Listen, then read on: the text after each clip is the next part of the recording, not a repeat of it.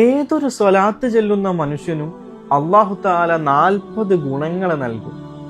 ചെറിയ സ്വലാത്താവട്ടെ, വലിയ സ്വലാത്താവട്ടെ, ഓരോ സ്വലാത്തിനും ഓരോ മഹത്വങ്ങളും ഉണ്ട്. അതിൻ്റെതായ പവറുകളുണ്ട്. അലി റളിയല്ലാഹു അൻഹു പറയുന്നുണ്ട്, തീയെ വെള്ളം എങ്ങനെയാണോ കെടുത്തുന്നത് അതേപോലെ ദോഷങ്ങളെ സ്വലാത്ത് കരിച്ചു കളയുന്നതാണ്. ശക്തമായി ആളിക്കത്തുന്ന തീയിലേക്ക് വെള്ളം ഒഴിച്ചാൽ ആ തീ നമുക്ക് ഇല്ലായ്മ ചെയ്യാൻ സാധിക്കും.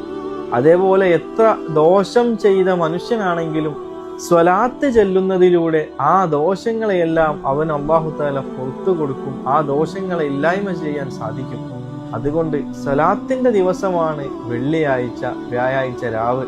സ്വലാത്ത് മുത്തുനബി സല്ലല്ലാഹു അലൈഹി വസല്ലമ തങ്ങളിൽ നേരിട്ട് എത്തിക്കുന്ന ദിവസം കൂടിയാണ്.